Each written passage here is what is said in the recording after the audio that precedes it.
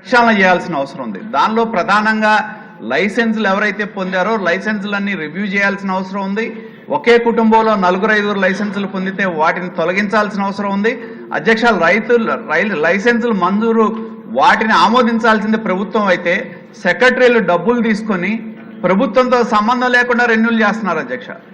అదేవిధంగా ఒకళ్ళ లైసెన్స్ ఒకళ్ళ పేరు మీద తీసుకొని వ్యాపారం చేస్తా ఉన్నారు.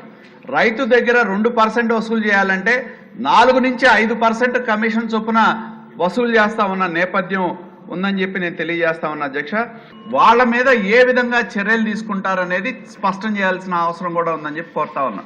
రైతులు నష్టపోయేది క్వింటాల్కి 2,000 రూపాయలు అధ్యక్ష. అమాలీ ఛార్జీలని, అన్లోడింగ్ అని, కాపలా కూలని, మచ్చని, తరుగని, కమిషన్ మా గౌరవ సభ్యులు నరేంద్ర గారు చెప్పారు. బిల్ టు బిల్ చేస్తే 4% కమిషన్. ఒక్కొక్క ఇంట్లో 6 మంది నుంచి 10 మంది ట్రేడ్ లైసెన్సులు ఇవ్వడం వల్ల ఒకరికి పడాల్సినటువంటి ఇన్కమ్ ట్యాక్స్ 10 మందికి పంచుకొని 1,250 కోట్లు జిఎస్టీ రావాలి. ఇన్కమ్ ట్యాక్స్ కూడా దాదాపుగా 200 కోట్లు వెళ్ళాలి. ఇవన్నీ కూడా ఎగరగొడుతున్నటువంటి ఈ నిర్వాహకం మీద మంత్రి గారు ఇప్పటికే శ్రద్ధ వహించారు. ఇంకా లోతుగా వెళ్లాల్సినటువంటి అవసరం ఉంది. గత 5 సంవత్సరాలు గుంటూరు మిర్చి యార్డ్ని పూర్తిగా అవినీతిమయం చేశారు.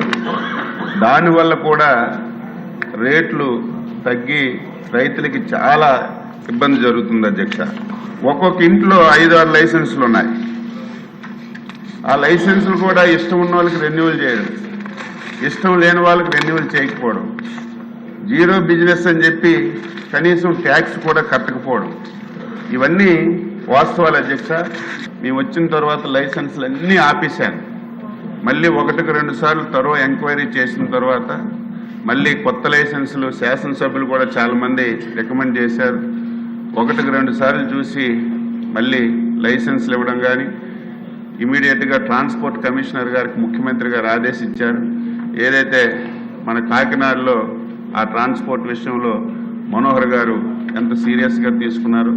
నిన్న మా జీఓఎంలో కూడా గుంటూరు మిర్చి యార్డ్ కూడా యాడ్ చేశాం. అక్కడ కూడా ట్రాన్స్పోర్ట్ కమిషనర్ దృష్టి పెట్టి ఏదైతే ఈ అక్రమంగా ఈ వ్యవహారం జరుగుతుందో దీన్ని కూడా పూర్తిగా కంట్రోల్ చేయమని చెప్పి స్పష్టమైనటువంటి ఆదేశాలు ఇచ్చాం.